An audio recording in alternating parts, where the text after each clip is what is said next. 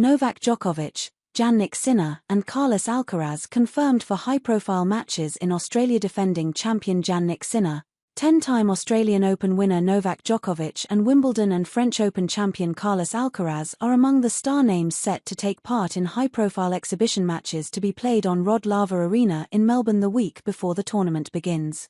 The Australian Open has led the way in turning their tournament into a 3-week event, with the days before the first round draws in the men's and women's tournament kickoff packed with action for the Melbourne crowds to enjoy. Australian Open organisers have now revealed details of the AO Fan Week for 2025, with cut-price tickets on offer for exhibition matches that raise money for charity.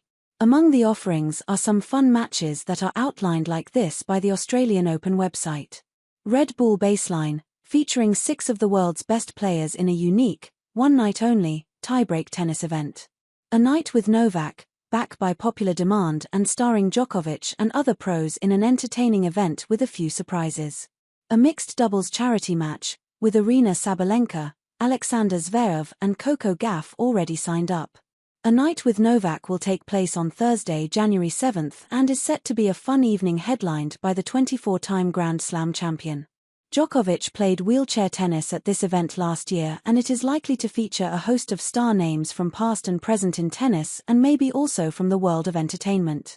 There will also be some serious match practice being put in place by the big contenders for the Australian Open, with a chance to compete on the court where the tournament will be played, vital to allow them to acclimatise to conditions.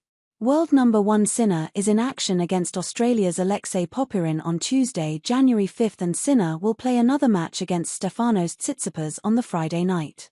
Alcaraz is set to take on Australian favourite Alex de Minaur on the Wednesday night and he will also play against Popyrin on the Friday before the tournament gets underway.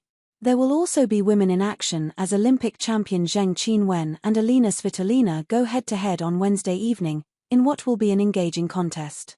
These warm-up events look set to be the only matches played by Sinner and Alcaraz ahead of the Australian Open, with 17-time Grand Slam champion Mark Woodforde telling Tennis 365 that he has some concerns over his Alcaraz's preparations for the first Grand Slam of the year. Leading Tennis Voice says Jannik Sinner's achievements will be tainted if drug ban is confirmed.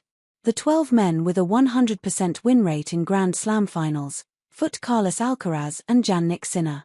My only concern during the off-season was Alcaraz's decision to fly to America to play some exhibition matches. That was a bit of a red flag for me, began after playing in those matches. It will be interesting to see how he kicks off the season after that decision. To travel to the US and play some matches when he could have been resting and preparing, I was not a big fan of the exhibitions he played. Alcaraz could complete a career Grand Slam if he wins the Australian Open and adds that title to the Wimbledon, French Open and US Open titles to his collection, and Woodforde suggests there is a lot more to come from the 21-year-old Spaniard. I don't think he is the complete player yet and we saw that at the Australian Open last year, added Woodforde. The impact of not having Juan Carlos Ferrero with him in Australia last year was significant, as Carlito's coach missed that event after undergoing knee surgery. He has been the rock in Alcaraz's camp and I didn't like the way he was playing his matches in Juan Carlos's absence in Australia. He ended up losing against Alexander Zverev with what I would describe as an unusual performance that went against a player who was a little battle-weary. Zverev was coming off the back of some tough 5-setters and against an opponent who is not at his freshest. You would think that elongating the points would have been a good tactic for Alcaraz and yet he tried to bulldozer his way through the match. That highlighted the youthful exuberance Alcaraz brings to the game. He still has that youthful mindset, but he is a fast learner and I'd expect him to do well at the Australian Open this year.